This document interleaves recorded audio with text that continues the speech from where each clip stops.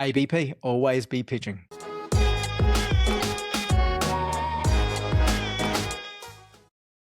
This week in I did this again. This week in e-commerce, episode 127. I am Mal Chia, back with you as we're into March now, 2nd of March. Alex, I know we say this every week, but I cannot believe that we are so far into the year already, 1/6 of the way in. I know. It feels pretty crazy, and it's been a big week. I feel like there's been lots of different news stories, and we just come off the back of top 50, which is always an exciting time in e-commerce. Yeah, it certainly is. Guy Napa taking it out again, the top award, so number one 2 years in a row. But great to see many familiar faces in there, including Jackie from Black Milk, who came in at number 13. So fantastic to see her crack the top 20, as well as lots of new faces as well. And I got to say, I was at the awards. Every time I go to this, it feels like there's more and more new people coming into the industry. I used to be able to walk into this 3-4 years ago and know 50% of the people in the room. Now I would say maybe 15% tops. And I know a Yeah, lot of people. I love that. I think there's space for fresh talent, and everything moves so quickly. So there's always room to kind of pop up and take that. Absolutely. And there's a lot of cool stuff going on. And what I love about judging the awards is reading all the submissions about all the cool things which are going on, some things which are really, really innovative, and some things which are just, hang on, that was done like 5 years ago, but that's okay. And some of those people didn't make the awards. But anyway, I digress. It's been a huge week. There's been a lot going on, and we're going to get straight into it. And because one of the ones which I've seen on the radar for a little while, mainly because there's a glue store around the corner from where I stay in Sydney, which has been on permanent sale for like the last 6 months. The Accent Group have announced that they will be shutting down all glue stores. They said that in the first half of FY26, there was an $8.6 million loss, and they are now pivoting away from glue stores to be able to push more capital into rolling out Sports Direct nationally. Alex, what do you think about glue store shutting down? Did you ever go to a glue store? I'm sure I have once or twice. It's one of those brands that it's been around for like 27 or 28 years, I saw in one of the articles. So it's, in my mind, a household name, but that didn't drive me into the store, unfortunately. What was your take on the news? You obviously felt like you saw it coming a little bit. I saw it coming because Glue Store is one of those brands which doesn't really have a position in the market. Same as like a General Pants Co, where Glue Store is really just sort of there in this mid-market where it doesn't really service one end or the other. It's not a budget brand, but at the same time, it's not premium or niche or really appealing to any sort of demographic or psychographic at all. So for me, it's just like, it just didn't occupy any sort of space. There was no compelling reason why anyone would go in there. So similar to a lot of the other mid-market brands, which we've been talking about for the last couple of years, they're just simply getting squeezed out of the market. Yeah. And to your point, like, it's who's it targeting? And they clearly weren't sure. And I think that goes to show where Accent Group is closing it down. They're not trying to resell it or repurpose. They're just pulling the plug. Yeah, I don't even know who would want to buy it. Yeah. Okay, but moving on to the flip side of the story is that Maggie Beer have returned to profit for the first time since 2023. Now, I'm a big fan of Maggie Beer. She's a lovely, lovely human being. One of my inspirations for cooking in the first place. So it was really great to see that the Maggie Beer Holdings brand, which she's not directly involved with anymore, has come back into the black, which is fantastic to see. But for me, what I loved about it more, and this is the article you shared with me, is that it had nothing to do with any sort of ridiculous expansion. It was really just about doubling down on what we do really well. It was about core branded products, and it was about improving operational efficiency. Two phrases I love more than anything else in 2026. Yeah, for sure. Bit like an Adelaide sweetheart brand for us and an Australian success stories. Always good to see that. And they made some really big moves before 2023. There were a couple of acquisitions in the groups, obviously taking them a little bit to kind of come back to where they're getting that profitability piece. And great that they've kind of stuck to their guns there, and that's starting to pay off. Yeah, they were in a lot of trouble. I think we're going back a couple of years ago. A lot of people left the business. A lot of reports because they're publicly traded in terms of just like the amount of losses which were piling up for that brand. So for them to be able to turn around, I think is really, really good news. But also kind of shows that in that particular market, that premium food space as well, you can actually build a bit of an economic moat. Whereas in fashion, it's a little bit harder when you're in that space. Fashion is it's very transient. People will come in and out of a brand or brands, I should say. But with food, you've got that LTV, you've got that repeat purchase if someone really, really loves the product as well. Yeah. And once it's a core staple of that like recipe or however you're cooking, it's really hard to get people away from that premium product. Yeah, exactly. Now, this next quickie really took me by surprise is that Ozsale have announced that they are returning. I did not see this coming for the life of me. What do you think Yeah. about it? I don't think this was anybody, it wasn't on my bingo card for 2026, that's for sure. I was excited to see it. I think that there is a bit of a gap in that space where there's lots of marketplaces, but really focusing on fashion and the core roots of the business and the fact that it's been purchased by the original founder. They understand the business and they were there during the times where it was really successful. So I'm looking forward to have some exciting conversations of the back of the return. Interesting, because my take on it was it feels like when Tom bought MySpace back. You know, go on. You know, everyone knows Tom. He was everyone's friend. But when they sold the business and then they bought it back, it was like, okay, why? And I get the feeling with this, it's like, why buy it back? It's like the whole market, like marketplaces are so difficult to do. And how do you stand out in this market when what's really exclusive to you anymore?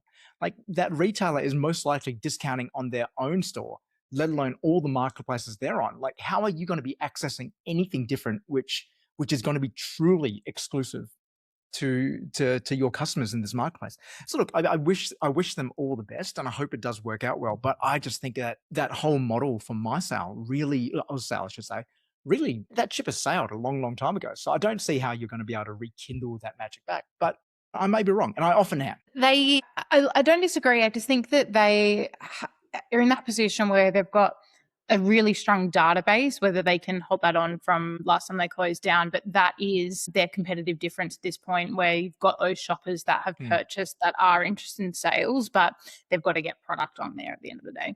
Yeah, exactly. And is that product going to be compelling enough that someone is going to buy from you versus somewhere else? Is it going to be something which is going to be genuinely exclusive? And I don't know. I don't know. Like none of us do at this point because they've just announced this. So it'd be really interesting to see what this does in the next few months. If any brands listening think that they've got the right product, we have an integration ready to go with Ozsale. So I'll keep you posted on those conversations as well. We'll see how that goes. ABP, always be pitching. And the last quickie is Dove have recently launched a new campaign looking at brutally honest Reddit reviews. Now, this is pretty cool. This is something which we've seen a few other times, you know, with people talking about nasty tweets, which they get, and they read out the tweets which people receive. But this is fantastic from Dove to have all the negative feedback which people are giving them and actually turning it into a positive. I love doing this sort of thing where it does just break the mold of what you typically expect. But with Dove's case, it actually goes back to what's at the heart of the brand, where it's all about being real as well. They're not shying away from it. Yeah, I liked this story. Just we've been talking about trust a lot, and it's such a compelling exercise to really just put it all out on the table. Particularly Reddit, people can get scared of. So they're saying we're not scared. We're gonna really show you what's going on here. I think it was a really cool campaign. I saw it all over my socials, so it's definitely been working for them. Yeah, my algo is completely different to yours because I didn't see any of it at all until you shared it with me. But I love it. I just hope that this is something which now becomes a trend and 1001 brands start doing it. But for this to cut through, I think this really cuts through in this moment. Like I said, because it's not just reviews, it's really about just the DNA of Dove and how they've positioned themselves as a brand, which is what, to me, I love about this the most. It just reinforces everything they've been doing for the last 20, 30 years with their advertising. Yeah, absolutely. All right, we're going to go into our deep dives now. And there's a real beauty theme, I have to say, through all the deep dives we're going to go through. This is just a pure coincidence. It just happens that this is what's in the news cycle. But the first big one we're going to dive into is Adore Beauty, who reported that while their revenues were up 8.7% in the first half of the financial year, their profits were down a massive 70% to $187,000 net profit. That is just Well, it doesn't boggle my brain, but you look at the scale here, where yes, we're growing at a top line level, but we're continuing to just hemorrhage margin through aggressive discounting. And now they're saying they're going to be focusing very heavily into strategic investments into physical retail and brand building initiatives. It's a competitive space, and the profit margins, I imagine, aren't the healthiest to begin with because they're a multi brand retailer, right? So I think that move into physical retail, when I think of their competitors, they already have that physical footprint. So Adore kind of making moves there will hopefully see that profit increase for them. But there's a lot of competition, like you said. Like they're not only just competing against like the Meccas and the Sephoras of the world, who we'll talk about very shortly, but also against Oz Hair and Beauty, who've been opening a lot of stores. But then also the smaller discounted ones like Priceline, etc. as well, who are all over the place. So it almost feels like they're actually a little bit late to the party with doing this. And yes, they're going to be investing a lot, but can they actually claim market share? From some of these other brands who are more established and potentially have more and more premium locations as well. Like location is everything when it comes to retail. And I know that some of the brands in this space, that's something which they're very deliberate about to make sure they can capitalize on that foot traffic of people who are getting off the train, getting onto the train, who are just walking past on a Friday night to pick up whatever they need, and making sure they can capitalize.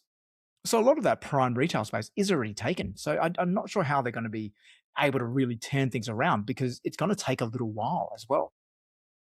Yeah, location, I think it's a really good point. It'll be interesting to see where they open up and if they can find like a little strategic pocket. What I'm also interested in is if you'll get a Tim Tam for every in-store purchase. I know that's why I love Adore and have been a repeat customer online. I feel like they're going to have to bring that in-store as well, and that can be what tips you over walking 400 meters further down the road to go to an Adore maybe. You know what? I was in Melbourne the other day and I should have got into a door just to find out if that was the case. Yeah. But the reality is that online acquisition is getting so expensive. It is so tough out there to acquire new customers. And for Adore as a publicly listed company to continue to grow, they obviously need to keep acquiring new customers. And if that starts to slow online, naturally you can have to look offline. But I think going in now at this point in time, I'm just not sure what their differentiation is, like how they're going to differentiate. Like, yes, they've got one store, which from what I understand is quite amazing, but still you're also competing against Mecca as well, which also have a very, very awesome offering in terms of what their in-store experience looks like. Yeah, it's true. Anyway, so we'll see whether what this happens. My very cynical take on it, though, is that because as a publicly listed company, they do need to bring in some good news to try to turn things around. This is probably more smoke and mirrors than anything else. And yes, they will be opening new stores, but the actual impact of it, I can't see the stores actually improving margin that significantly. I would dare say that discounting is probably their largest issue at the moment, because with that sort of revenue growth and that drop in net profit, it's not just about the fact that it's harder to sell online. There are some structural issues which need to be looked at. Yeah, for sure. And speaking of structural issues, Sephora Australia, and this one was quite remarkable in that they have racked up $78 million in losses under LVMH ownership. And it doesn't look like it's subsiding anytime soon. Now, this all kind of started back in COVID. Like during COVID, they suffered quite significant losses. I think about 20 million in the first year of COVID. And though that has just continued to stack up and stack up and stack up. And I think I got to find the quote from the CEO. What was that? The LVMH CEO, which was quite remarkable. I think there was definitely a hint of shock in what he was saying. Yeah. He found it I think remarkable he just that it yeah, continues to be he such a described source of losses. $78 million as a remarkable loss. He's not wrong. No, he's definitely not. And when you look at it though, Sephora is flying high around the world. Like they are one of the beauty brands which every beauty influencer wants to work with. I work with a lot of influencers in the US, kind of in the fashion and beauty space, and they all work with Sephora. But in Australia, they found it so hard to crack the market here. Like, yeah, as a beauty shopper, Alex, like why do you think Sephora has struggled in Australia? I think that the Mecca craze it's so real, but it's substantiated as well. Amazing in-store experience. Their loyalty program is probably one of the only ones that I actually care about. They historically have always stocked the best brands, and obviously bringing in Hailey Bieber's Road a couple of weeks ago now. is kind of like another proof to that as well. I like this from the fact that LVMH, it's probably a bit like rinse and repeat for them to enter into these different markets. And then Australia is just like, we're not going to make it that easy. We're different down here. And I definitely do agree with you on that. I think, Mecca do an incredible job in terms of like how they make the whole retail experience theater. I reflect on the Mecca pop up during the Grand Prix, and which is was also at the Australian Open as well, which was amazing. And they reflect that same experience in the store as well. And like you talked about the loyalty program and Hailey Bieber, they're great at being able to really localize the experience and capture that localized attention. And you're right, Australia is a very different market, and I think a lot of markets are quite different in here. Where we've got a consumer base which is quite sophisticated, does earn more as well, but also, as we've talked about previously, the cost of living is also relatively high as well. So we don't just have endless amounts of money to splurge. And relatively speaking, we're a fairly small population as well at 26 million. So when you look at all these things, it is a tough market to crack unless you have that formula where you can kind of unlock that attention from customers here. And when you stack Sephora next to Mecca, I just don't think people can compare. Yeah. And there's got to be that element of Mecca, Australian owned, Australian founded in Melbourne, that plays into it as well. Another one of many, but I think a significant reason into why people are staying strong with Mecca. All right, well, let's see what Sephora does. Do you think they can ever pull out of the market? Well, I'm not sure if we've spoken about this on the podcast. They have won a big brand from Mecca, Glass House. Oh, I did see that, yes. Yes, which was quite upsetting to the Mecca community. It's a really beautiful beauty brand. So if Sephora can just get a few more of those wins, and kind of there's that exclusivity piece where you're either with Sephora or you're with Mecca, solid enough brands like that will keep them in the game. Okay, well, let's watch this one to see whether any more brands are going to be making the switch from Mecca to Sephora and vice versa. All right, and our final deep dive for the day is one where we're going to talk about AI for a little bit, where Block, the company which owns Square, the Square payment terminals, but then also Afterpay as well, have recently cut their workforce by 40%, so down to about 6,000 staff from 10,000 staff. Now, this is huge news because they are the first tech company to openly say we are cutting our workforce because we're shifting towards AI-driven efficiency. And they didn't make small cuts like what you see Amazon and Meta kind of do every couple of months. They have made a gigantic cut. This is a huge cull. 40%. That's crazy. What's your take? Look, I think it's kind of inevitable that this is happening, and we're starting to see signs of it already, and that AI is starting to replace knowledge workers. So particularly entry-level knowledge work, because you can replace most of that with AI. Right now, as we're recording this pod, I actually have Claude Cowork rebuilding a website for me in the background, just logged into Squarespace, and I can see it happening in parallel with this recording. So that's the advancement which AI has. Now, is it going to be quality? I don't know yet. So I'll wait before I publish it. So that is something to look out for. But it does kind of speak to how much pressure there is on margins in margins at the moment, but also in terms of like making sure that we can continue to keep our share price high, as in Block's case, as well. So you do need to switch to this. You do need to say that you are looking at AI, you are looking at how to improve profitability, how you're looking to improve margins and efficiency. And this is the first place where it's going to go. So, and when you think about the space which Block is in now as well, Afterpay is not new technology. Square has 1,000,001 competitors, especially Shopify and POS. These are brands, these are products which are now operating in very, very challenging environments. So they do need to look at for whatever leverage they can get. And in their case, they've decided that the leverage is going to be replacing people with it. Yeah, it sounds to me that they need another kind of hyper growth product in their mix to keep them happy, I think. Yeah, look, I think I less said what I think about Jack Dorsey, the better. I don't think he has been one of the best founders.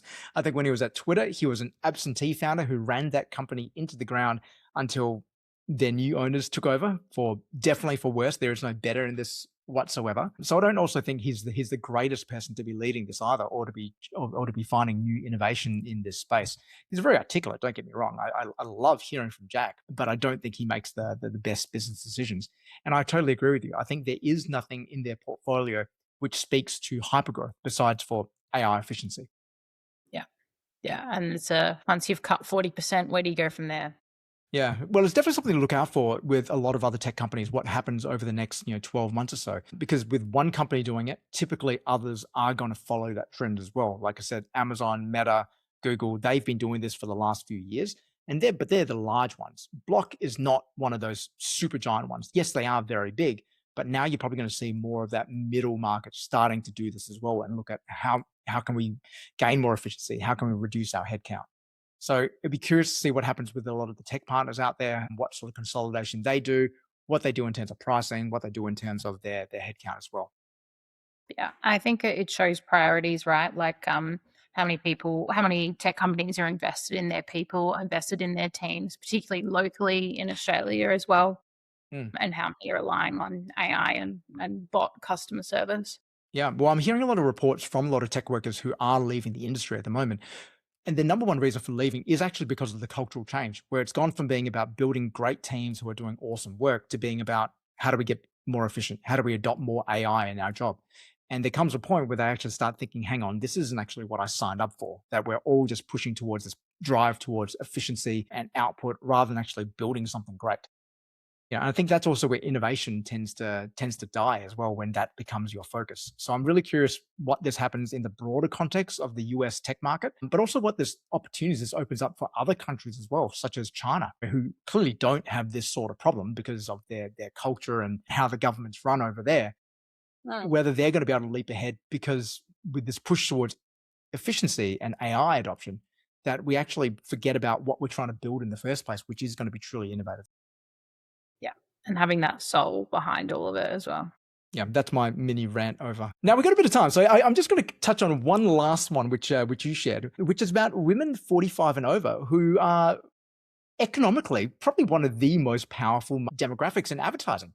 Now, this research from WPP was quite staggering, actually, where in the beauty market alone, they represented 38% of total beauty spend, which is gigantic. It was something around like a few billion dollars, like $22 billion, I think, in the last 12 months, which is a huge amount. But it's also not a market which is typically advertised to, or at least most founders I speak to anyway, don't really want to talk to this market. I think flag this with you because I thought it was a really strong opportunity. We know that demographic kind of generalizing here hold the purse strings for themselves, for their partners, Mm. for their family. So they do make up a really significant part of that total consumer. But then WPP's research reported that only 1 in 4 women of 45 feel like they are being represented in the marketing mix. Yeah, I think they're absolutely right. I think everyone is focusing on that younger customer. We're focusing on millennials. We're focusing on Gen Z. We forget about that because we think, this is like the juicy market here. They're young, they're fashionable, they've got money to spend. But the problem is they actually don't have money to spend. And I think you've hit the nail on the head because if I look at my family dynamic, my wife definitely pulls the purse strings unless it involves guitars. She controls the purse strings. Yeah. Yeah, so I think you're right. It is a big opportunity for retailers to think about how they can service and target this market better. Particularly with loyalty and brands growing up and that next generation. If you capture that demographic now, think about the longevity that that's got for your brand in 20 years' time as well. Yeah. Do you find that is the research showing that this demographic is more loyal than the younger demos? That is a good question. I didn't read into it well enough to know that. What I saw was it's kind of that like there aren't many TikTok influencers that are of that age where you've got the younger mums, but not so much that category. So there's not representation or direct marketing. But I think that once you start to hit people in the Mm. Yeah, and also go back to the fact that they probably have more disposable income. They either already own their own home or well on the way towards paying it off. They're not someone who's early in their mortgage who's spending 40% of their income on their accommodation. So they're probably a more lucrative market too, as we said before. Yep, absolutely. All right, that's all we got time for this week on This Week in E-commerce. Alex, anything on your radar this week?